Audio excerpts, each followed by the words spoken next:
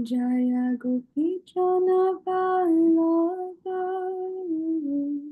Girivaradhari Yashodanandana Braja Janaranjana Yamunatira Vanachari Yamunatira Vanachari Yamunatira Vanachari.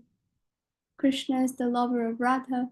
He displays many amorous pastimes in the groves of Vrindavan. He is the lover of the cowherd maidens of Raj, the holder of the great hill named Govardhan, the beloved son of Mother Yashoda. We also hear about him being a son of somebody else today. The delighter of the inhabitants of Raj, and he wanders in the forests along the banks of the river Yamuna. Om Jnanatimirandasya Jnananjana-shalakaya Chakshurunmilitam Yena Tasmai Shri Gurave Namaha. The universe embraces each one of us, yet we can be so blinded by darkness. Because our true teachers guide us with the torchlight of knowledge, our eyes can be opened to the power and sweetness of illumination. Therefore, let us bow down to all those who guide us on our spiritual path. And obeys Sister Shri Prabhupada. Nama Om Vishnu Padaya Krishna Prastaya Putale Srimate Bhaktivedanta Swami Niti Namine Namaste Saraswati Deve Gauravani Pracharine Nirvishesha Shunyavadi Vaishtatya Deshatarine Jaya Shri Krishna Chaitanya Prabhu Nityananda Shri Advaita Gadadhara Shri Vasari Shri Gaura Bhakta Vrinda Hare Krishna Krishna Krishna Hare Hare Hare Rama Rama Rama Hare Hare. Thank you so much to all of you for being here. I do ask for any well wishes, any blessings that you wish to give me to have a so-called successful class, especially meaning that we may have some stimulation of the heart and feel inspired to hear more and to chant more and to remember the Lord and to contemplate Him and devotees and the beautiful relationship that each devotee has with Krishna, or at least the potential of that relationship, how every living entity has a potential of that beautiful and deep relationship. So may that also be that blessing that we can invoke or at least request within our hearts. So I'm going to share screen. As you already saw in the chat, we are covering 10th Canto, chapter 85, verses 41 to 43, which really feel like one verse because they're very closely connected to one another. It's a continuation of a very, very much the same thought.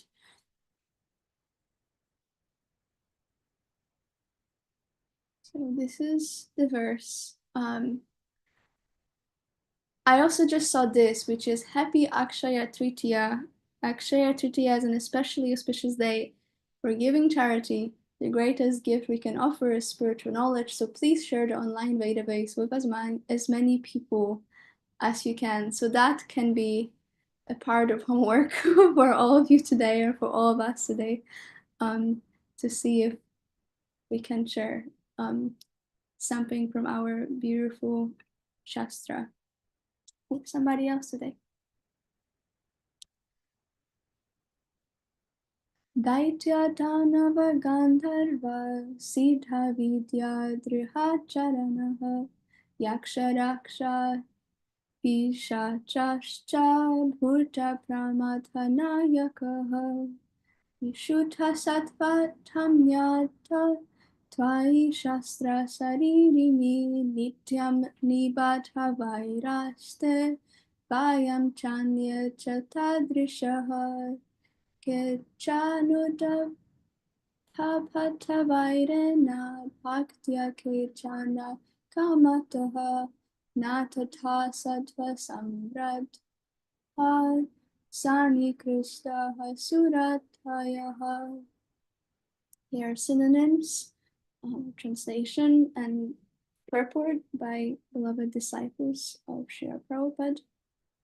Taitya Tanava, and this is many names as we are going to see, the Taitya and Tanava demons, Gandharvaha and the Gandharva celestial singers, Siddha Vidyadhara Charanaha, the Siddha Vidyadhara and Charana demigods, Yaksha, the Yakshas, semi-pious spirits, Rakshaha, the Rakshasas, men-eating spirits, Pishakaha, the carnivorous Pishaka demons, Cha, and Puta, the ghosts, Pramata Nayakaha, and the evil Pramata and Nayaka spirits, Vishuddha, perfectly pure, Sattva, of goodness, Tamni, toward the embodiment, Adha, direct, Tvai, you, Shastra, which comprises the revealed scriptures, Sharirini, the possessor of such a body,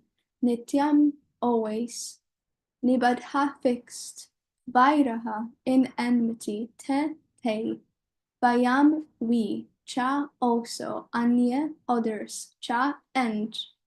Have you noticed Cha was also an end? Tadrishaha, like them, Kechana, some, Ubadha, especially obstinate, Vairana, with hatred, Bhaktya, with devotion. Beautiful contrast.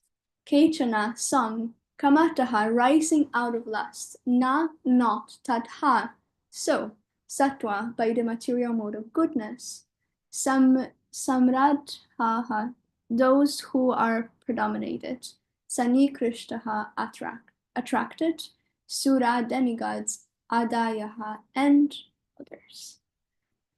Translation. Sorry, my screen just froze. Many who had been constantly absorbed in enmity towards you ultimately become attracted to you, who are the direct embodiment of transcendental goodness and whose divine form comprises the revealed scriptures. These reformed enemies include Daityas, Tanavas, Gandharvas, Siddhas, Vidyadharas, Charanas, Yakshas, Rakshasas, Pishakas, Putas, Pramatas, and Nayakas, and also ourselves and many others like us. It seems that my screen is not moving. I don't know what's happening, so I may ask some of you to pick up the verse and continue reading if I cannot fix this. Let's see.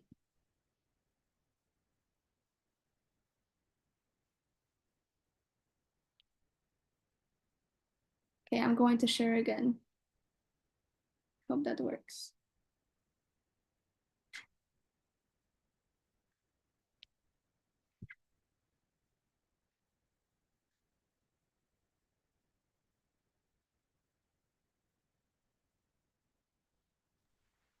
Manjari, I have shared a screen I think is working, if you can see it, or is it easier for you to see if you share? Yeah, I think it's working great. So I'm going to continue reading. Let's see.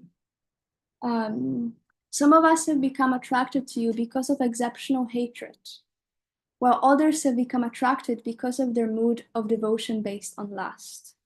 But the demigods and other infatuated by material goodness feel no such attraction for you.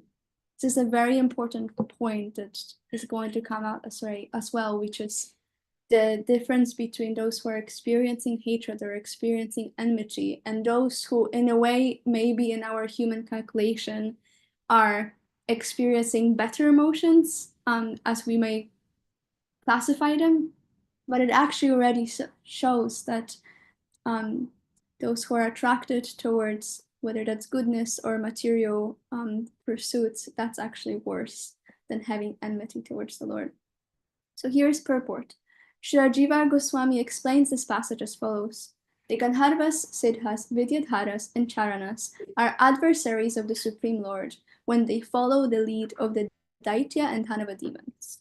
The yakshas, rakshasas, pishakas, and so on tend to be inimical because they are generally covered by ignorance.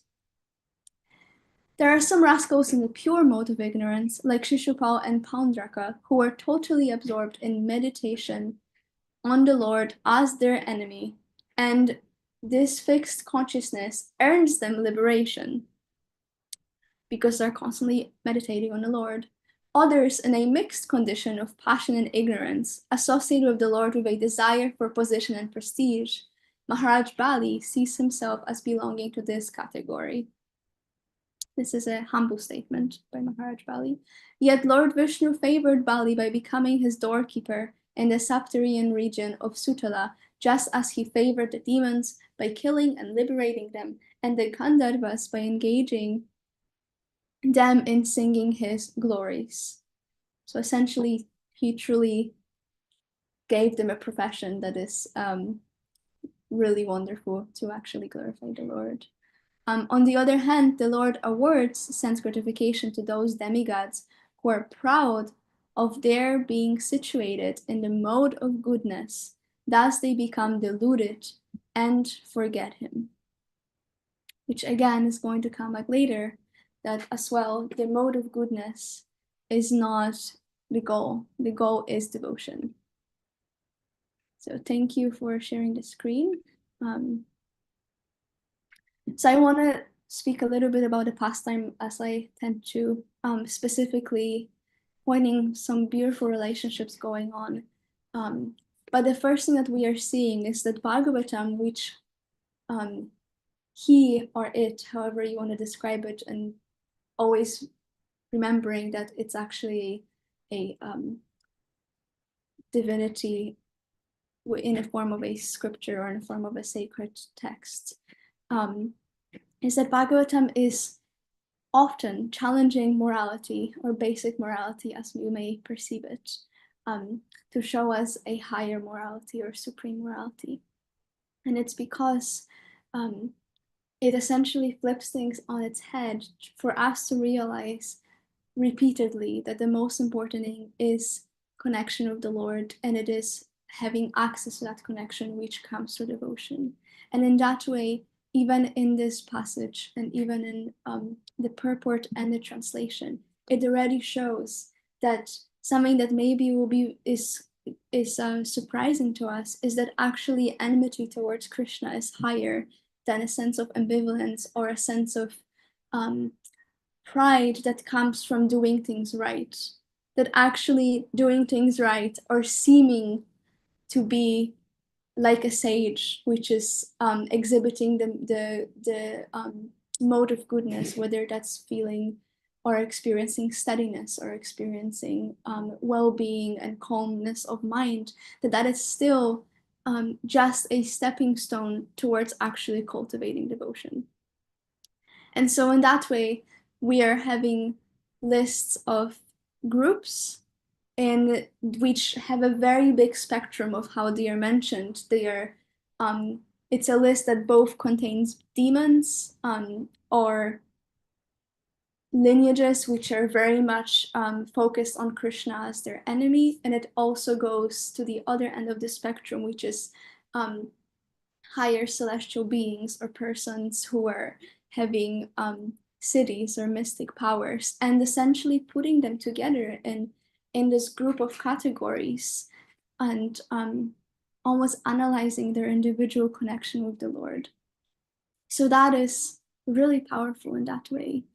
I do want to mention that it's also beautiful how Devaki in this pastime, she is crossing a threshold in a connection with Krishna in a way that she is in a relationship of motherhood towards the Lord, and she is primarily focused on caring for him, and she chooses to ask him for a favor, and that shows that sense of almost a human desire to reconnect with her children, which have been slain by Kamsa.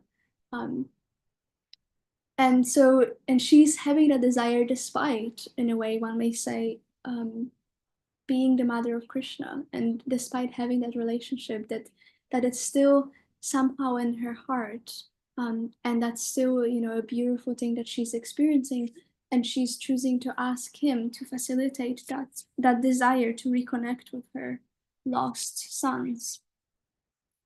And so that also points this really beautiful lesson that there isn't a desire that cannot be brought to the Lord, even if it may seem that maybe I shouldn't have it anymore, or whatever else, or perhaps it's not something that would be kindly looked upon by others or something like this externally, that actually there just isn't a desire that cannot be brought to the Lord. So that's something that we can really remember in that way, and have this cultivation of relationship through that approaching of the Lord, whether that's with desires and sharing them with him, or whether that's through all other ways in which we're connecting as well.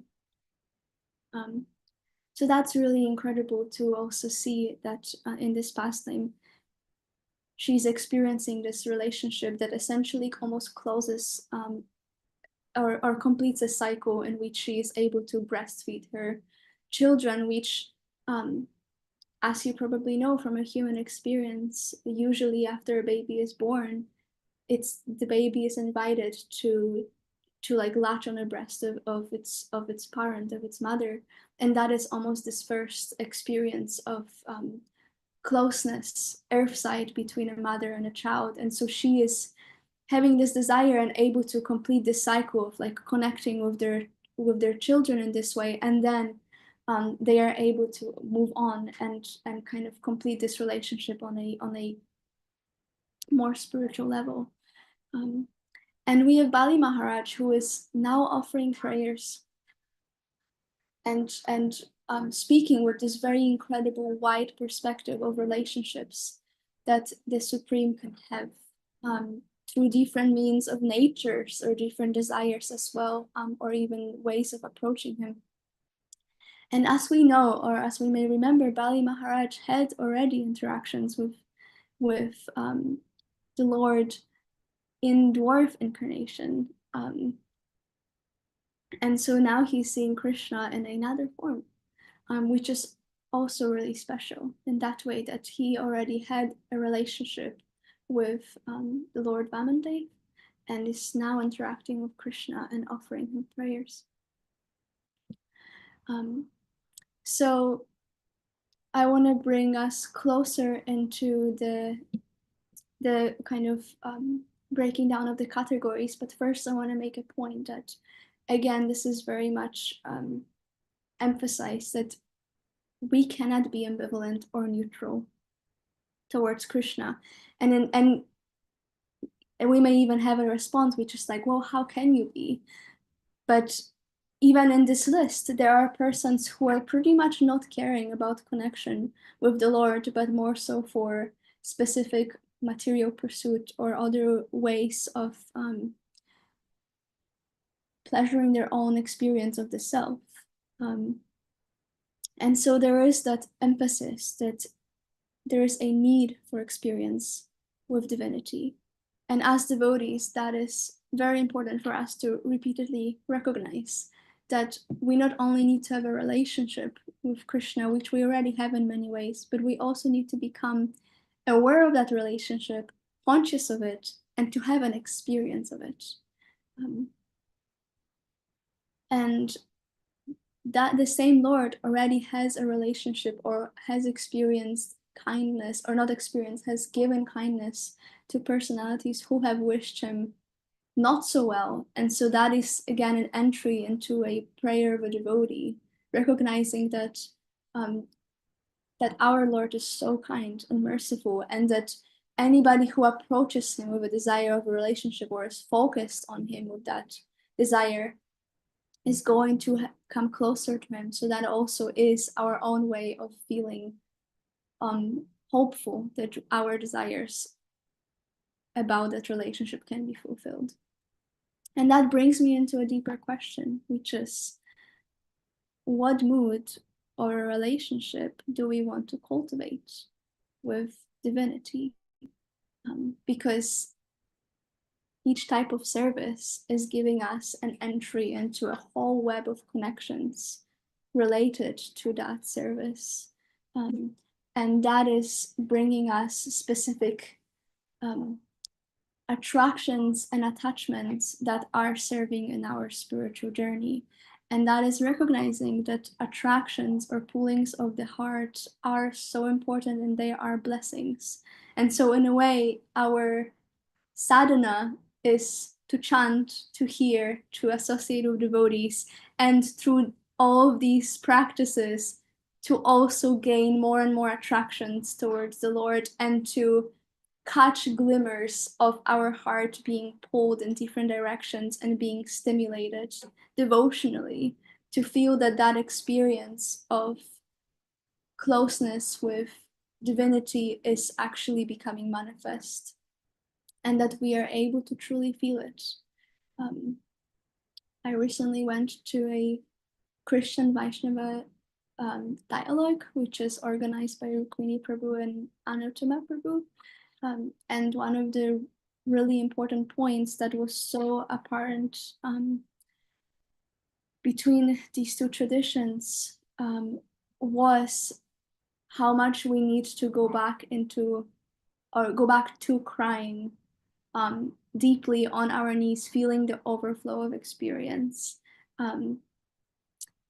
That is a devotional practice, to be able to allow ourselves to have an overflow of emotion, and to also see that as completely possible to attain. Even if that is just a desire, there is going to be a moment, as Krishna is assuring us, that he is going to respond to that desire and grant it. And that also means stepping into an ongoing amazement, into an amazement of how the Lord functions within his own beauty and his own mystery. It reminded me, speaking about this topic of amazement and desire for a relationship and overflowing of the heart, how I heard that from Indradumna Swami at least this specific point, how our acharyas were using like waterproof ink that would not smudge when they would be crying over what they were writing, shedding tears while describing spiritual experience and spiritual relationships between devotees, and that those direct connections with Krishna, and how, as we know from pastimes of Lord Chaitanya and other incredible personalities, that they almost had to use like code words so that certain words would not be used,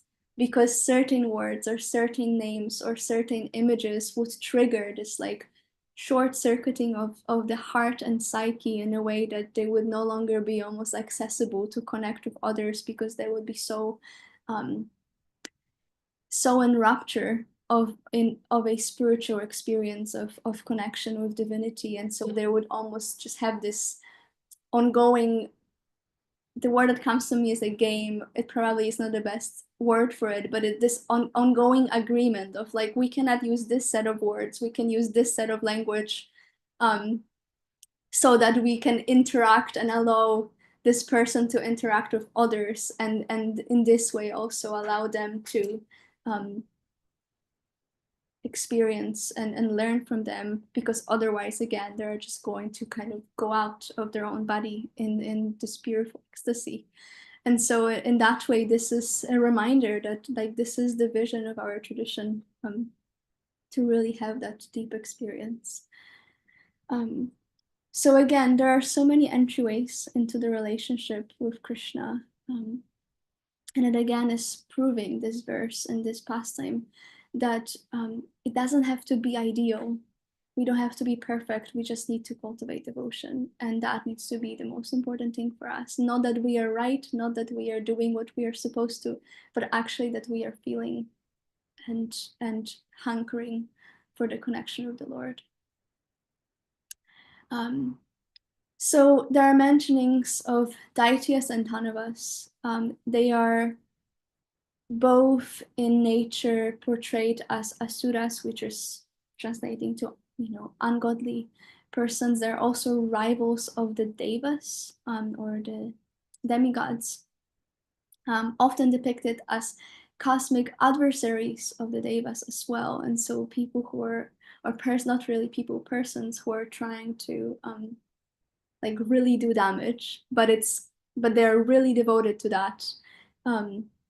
And they're often grouped together. There are Gandharvas, which are mentioned, which are celestial musicians and singers that Bali Maharaj engaged in singing the glories of the Lord. There are Siddhas, which are described as enlightened beings or perfected in yoga practices and spiritual knowledge, but also like really having attributes of being accomplished in mystical powers and being very much focused on that as well often. And that's also where their name comes from. Siddhas are those which are primarily kind of cultivating their mystic powers. There are Vidyadharas, which are also celestial beings with magical abilities. And they are perceived as those who are enjoyers of subtle pleasures because of their accessibility to it or access to it. And then there are charanas, which are also celestial sages.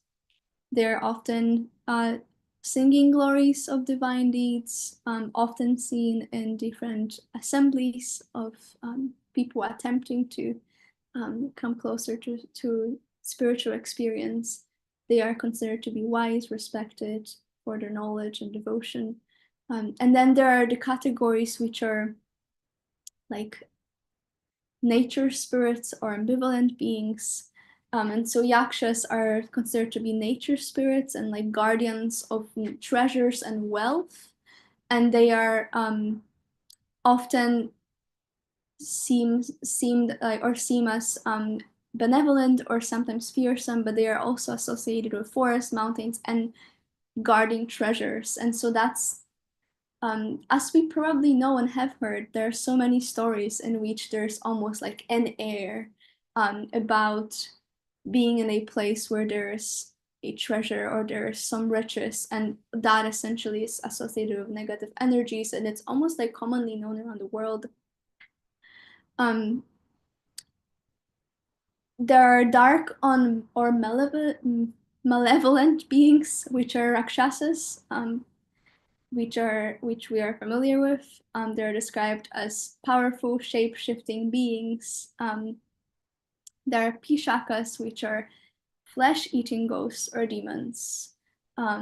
They often hunt cremation grounds or desolate places, and there are bhutas, which are ghosts or spirits of the dead. And they are often wandering souls who haven't attained proper rights of or peace. And then there are the pramatas, which are fierce ghost-like attendants of Lord Shiva. They tend to be terrifying and also roam cremation grounds and partake in destruction. They are also described as often being seen during cosmic dance or battles. And then there are nayakas, which are a form of commanders in divine or semi-divine armies. And so these are like really wild categories that have been described and I kind of just hinted at before. And with all these categories, the focus is on those who are inimical towards the Lord, and even though they are not wishing him well because of their meditation on the lotus feet of the Lord as a way of destroying him, they are still gaining closeness to him because of that uninterrupted focus that they're having.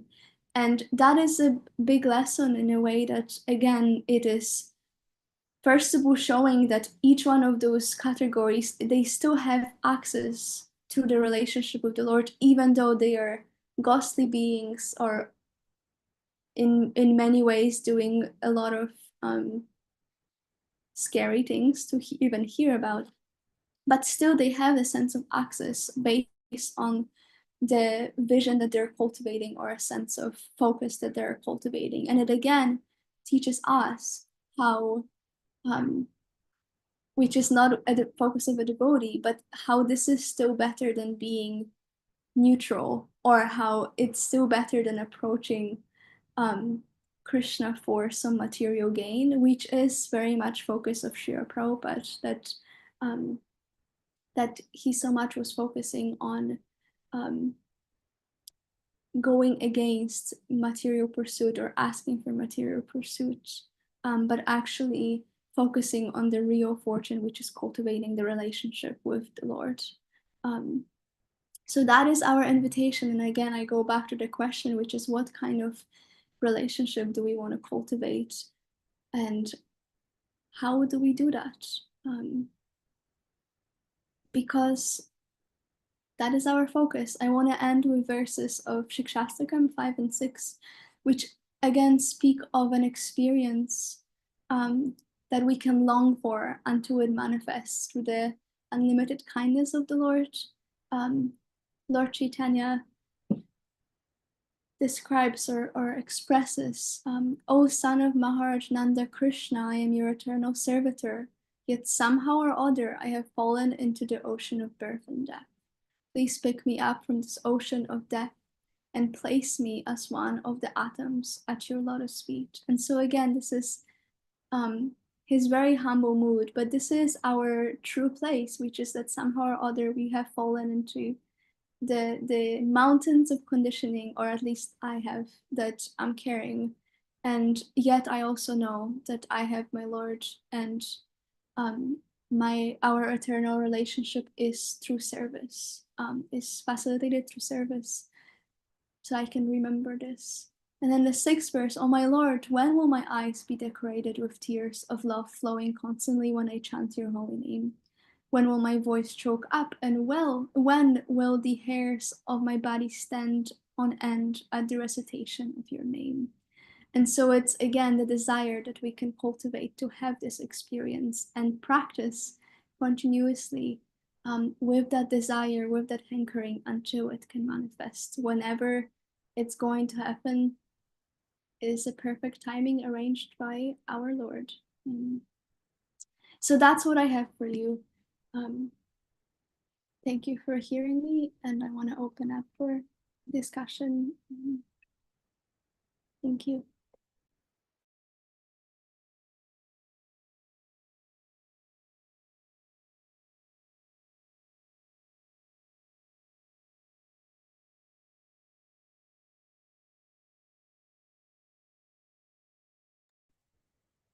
Hare Krishna. Thank you, Ananda Manjari.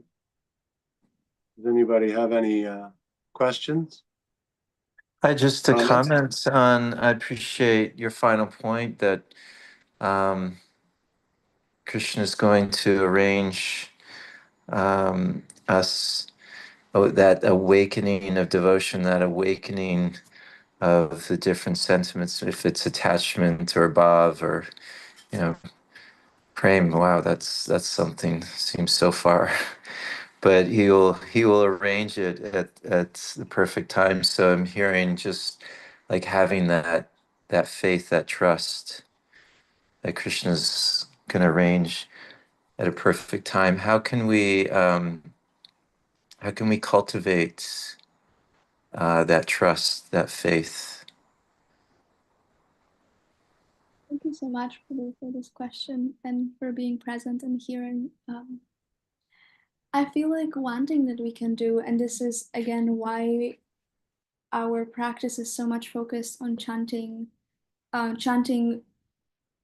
by ourselves and having this very private connection with the holy name. It's also chanting with others in congregation, and it's reading and it's hearing. And so I do feel that when we read of the so-called success stories of other devotees, whether that's within our sacred text or simply being present in a community where those stories are shared. I mean, at the moment, we not only have stories of the Bhagavatam we also have stories of Srila Prabhupada and stories of his disciples, or maybe even next generation after his disciples, disciples of his disciples, which are having that experience, that spiritual experience. So to even hear those, that gives us, or at least gives me, that sense of hope and clear reminder that it's possible. And not only is it possible, it's meant to happen if we are to take up the practice seriously and follow the guidance of our acharyas. And as we exist in communities, or hopefully we do, that also gives us an opportunity that we can be in kirtan with other devotees and experience the connection to the holy name, especially through that deep gathering of the souls, and see the experience of somebody else and have that faith really solidified through this ongoing almost observation as we are simply having relationships with others. And I also would say that perhaps it's not, perhaps we don't even need to look into searching for an experience of bhava or prema. Perhaps it's even just being present in a temple where a pujari is dressing a deity or offering an arti, and being able to cultivate that sense of gratitude of like, wow, they are doing their service, and because they're doing their service, because they are stable in that service, like that is going to, or already is bearing so much fruit.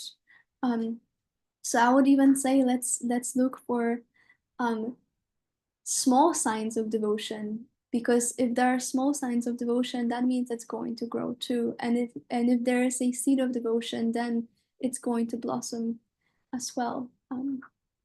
So that's my answer. If you have any response, I welcome that as well. Yeah, I appreciate that. I mean, faith comes by hearing. So you shared that, hearing the pastimes, hearing the experiences of other devotees in the scriptures with Krishna. And we're hearing constantly through the scriptures how Krishna is coming and taking care of his devotees, or protecting or saving. He's naturally the hero. And then something else I was thinking is you mentioned, you touched on a little bit too, the experience through, one thing Shamasundar, this always resonates in me, is Shamasundar Prabhu said that one thing our movement is missing, which it used to have when our Srila Prabhupada was here, is that devotees are not taking risks for Krishna the way we were when Srila Prabhupada was here. We would take such risks. Of course, devotees are taking risks now, but he was just like, everyone was just willing to just step out of their comfort zone, and when we do that, we have the experience of Krishna empowering us, or supporting us, or saving us, or whatever it may be. And then that faith also comes through that experience of like, okay, I'm taking a risk for Krishna here. I'm really stepping out of my what's comfortable, and wow, look at how Krishna took care of me, or reciprocated, or empowered me, or whatever, spoke through me. So yeah, you're taking a risk, or you're stepping out of your comfort zone, maybe by giving class right now. So it's very wonderful. Thank you. Yeah, my Gurudev often says how we truly develop a relationship by taking responsibility. That if we take larger responsibilities in our service, which to me also sounds very similar to what you're describing, which is taking risk, in that way we also feel that sense of reciprocation from the Lord, because we are taking responsibility. So we are stepping deeper into that sense of relationship, or feeling like I'm going to do this and I'm going to try. So that's a very beautiful point. And also to even look at that within our own life, like where have I taken tiny risks maybe, or like where do I feel that sense of deepening, even a tiny desire of like, oh, I woke up this morning and I actually wanted to chant. Like that's a small victory on a devotional path, to have even a micro desire towards devotional service or towards chanting, hearing. So thank you so much. I want to hear a question from Min, and yeah, please go ahead, or maybe a comment. Thank you so much. Yes, I have a question. In relation to this connection with divinity and the spiritual experiences that we ask for or we would like to have. I think that personally, by mercy of Krishna, I have sometimes these spiritual experiences, but I'm not, and they're amazing.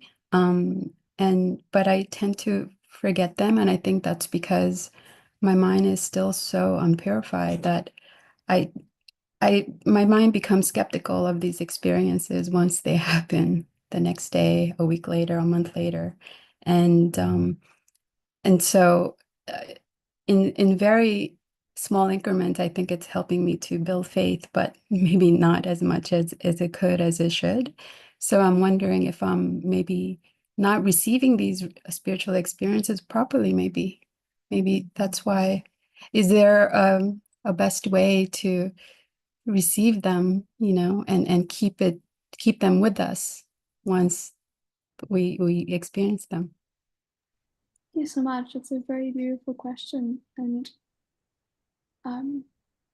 wanting that a part of my response is simply like the moment that spiritual experience happened, to write it down or to like essentially catch it, and to like sit down perhaps and chant with it or to pray with it, like really attempting to encode that within yourself, and maybe even praying to Krishna, being like, please don't let my skepticism take this away from me. That in a moment where you are having this experience and you feel it to be real, for that to be the entry into the prayer, like please let that not be taken away from me, so I remember that this is possible.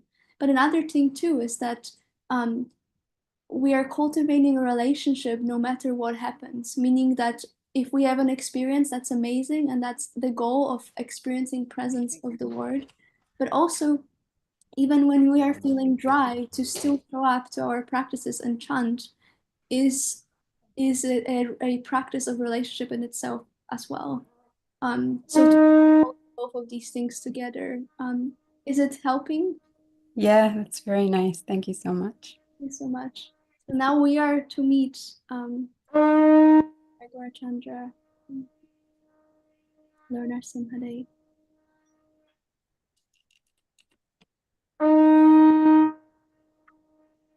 Thank you so much for your question.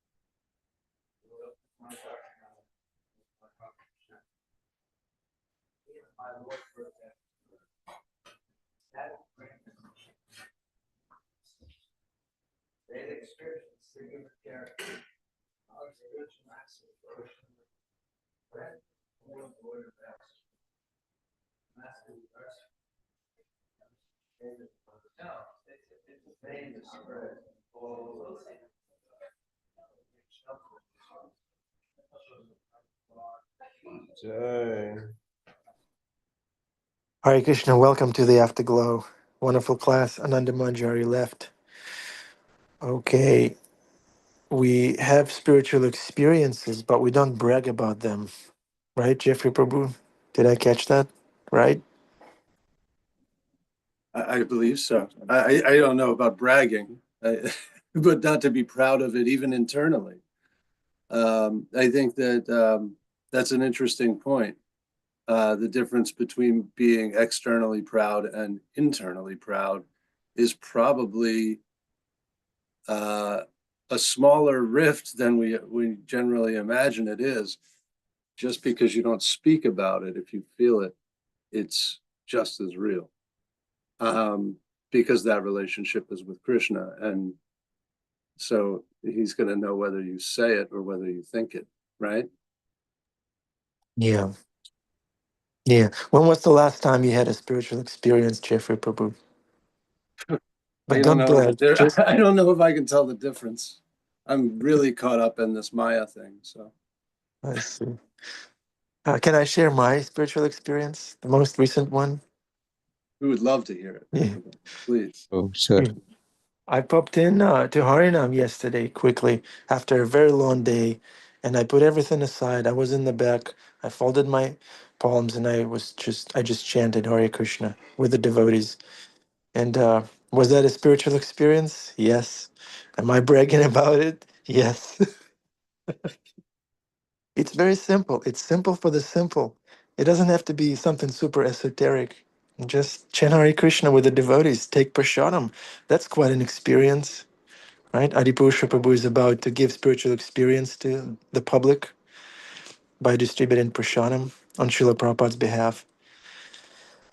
Thank you. Thank you very much. Okay, would Yeah, anyone else like to brag? Haricharan yeah. Prabhu? You bragging? No. Actually, no, Prabhu. Actually, I'm thinking like whatever you're saying, right? That's not a bragging. Actually, you're actually inspiring us. Actually, to have more and more spiritual experiences. Yeah. That's Thank great. you. Thank you for So, backing me up. Yeah. yeah, one more thing. I'm thinking like what Ananda Manjari Mataji shared that I liked so much. Actually, like even Devaki mother didn't get even time to breastfeed her children, like Kamsa took away actually, right? Yeah, I was overwhelmed with that thing. How much longing that Mother Devaki had for children, and how much suffering she went through, right? And then she has to wait for like, yeah, because Krishna is the one who ultimately fulfills all the desires. Um, so she has to. Uh, who else she can convey? Yeah. When I have something, I'll text you. Yeah. Who else she can convey that thing, right? So that's what like I I felt like very overwhelmed with that process. Yeah. Thank you. Sure. Thank you, Haricharan Prabhu. Jeffrey Eckler Prabhu, your hand is still up. Is that from before? Sorry, Prabhu. Yeah, I just wanted to give an appreciation on this topic. Min asks these wonderful questions almost daily, and they're deep and probing, and sensitive, and the idea that we do have these spiritual experiences and become skeptical of them is, I think, something that many of us can identify with. And so I just wanted to appreciate you for asking that question, and bringing the idea to the forefront as we go through this verse. The laundry list of entities that are inimical to Krishna, given in this verse, and then kind of the literary device used where he flips it and says, "and ourselves," and it's just it's very poetic and clever, and so it was a very appropriate and timely question to ask, and really brought the verse into my heart. So thank you. That's all.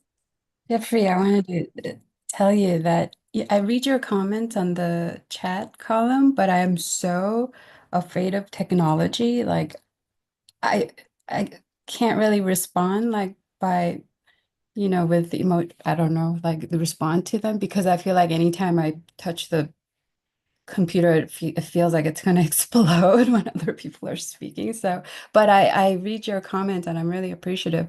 When I say that I become skeptical, I do, and I think the maybe the biggest struggle I have with this experience that I have, but I wish it could just sort of build my faith in Krishna, to know him as the truest and the most real person. But that realness of that experience sort of goes into a place. It's not that I forget them, I remember them, but some days later, I'm still questioning, is God real? Is Krishna real? And it's just really terrible. So that's my struggle. A great question. Let Adipusha Prabhu answer it. Is Krishna real, Adipusha Prabhu? That's the question. Hare Krishna. Well, we all have that question because we've forgotten Krishna, turned away from Krishna. There's a bumper sticker that says, if you don't feel close to God, guess who moved? You ever see that? You don't feel good. So we've definitely fallen away from faith, but Matura asked a good question. Mataji answered it very nicely.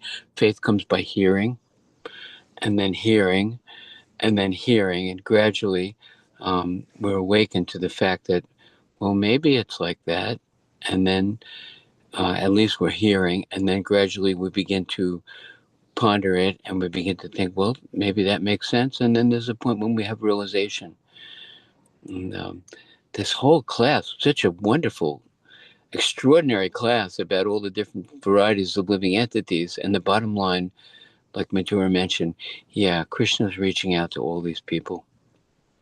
He's caring for, and even us.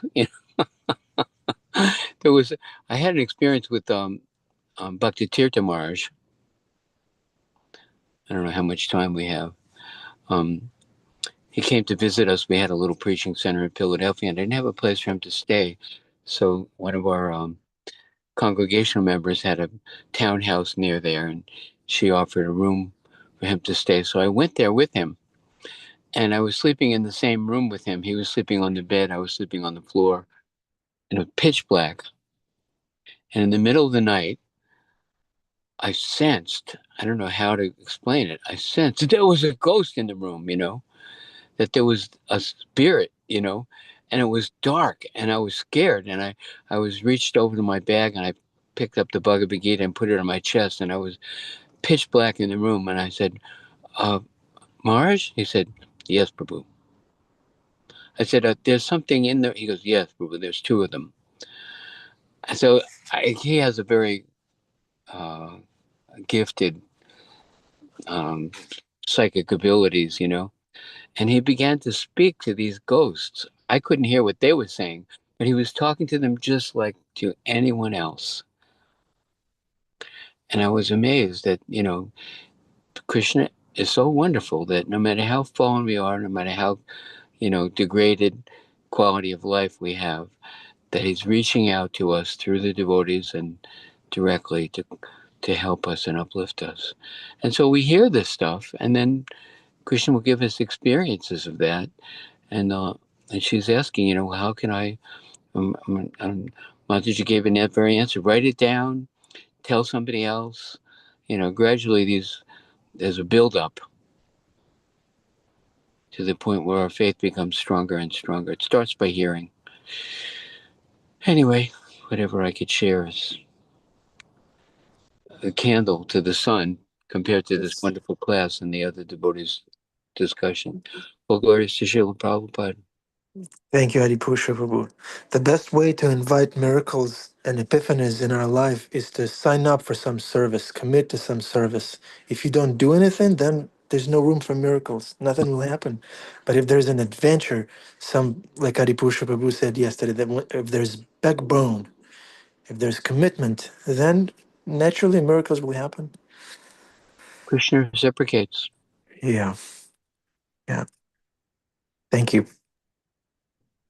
You ever see that thing Prabhupada says about the trapeze artist, they're swinging and one of them is hanging upside down and then the other one leaves his trapeze and goes flying through the air to be caught by the hands of the one hanging upside down, So there's a leap of faith, well, here we go.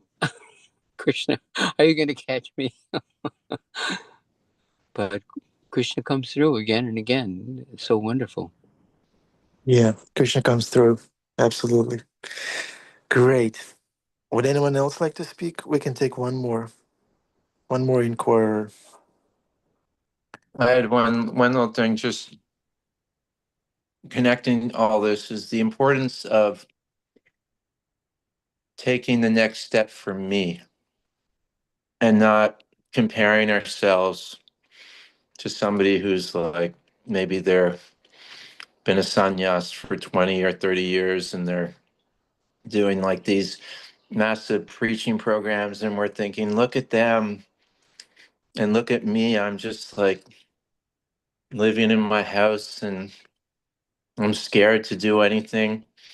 No, just take the next step that I can take. And transformational coaching, it's like, okay, where are you at now? Rate yourself. Where are you at?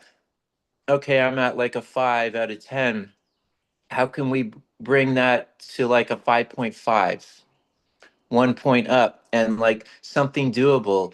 Okay, yeah, like you're saying, so beautiful. Like, yeah, I can go and sign up for some save at the temple. I could clean a bathroom, or and clean my heart while I do it, or whatever it may be. I could greet guests. I like talking to people. I could greet guests and something, and that may be um, taking a risk, or taking stretching for that person or somebody else. It may be something much bigger. But where if we really get in tune with where am I at?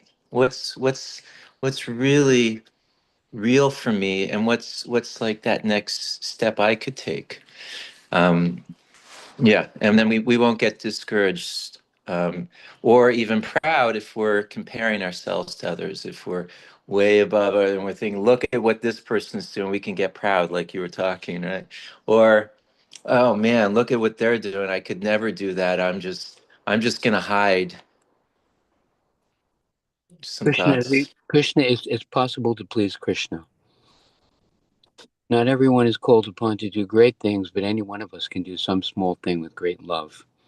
And Yeah. Krishna will be pleased. That's our criteria. He sees that endeavor, that sincerity. Yeah, Krishna, what would you like me to do? Please show me. Please inspire me. I would like to do something. You please show me. You know what's best for me. I'm I'm in ignorance. I need you to show me. Please inspire me in my heart. Or have some other devotee tell me something, some way. Tell me. Thank you, Mathuranath Prabhu. Wonderful. Okay, so Karen says that they are off to go to their gardening seva at Krishna Temple in Zurich. See, there you go. Karen and her family are available to miracles. Isaiah, you available to miracles? Isaiah is a walking miracle, and Annabelle too. Okay, Hare Krishna, Hare Rama. Have a wonderful day. Thank you all. Hari Bol. See you again tomorrow. Hare Krishna.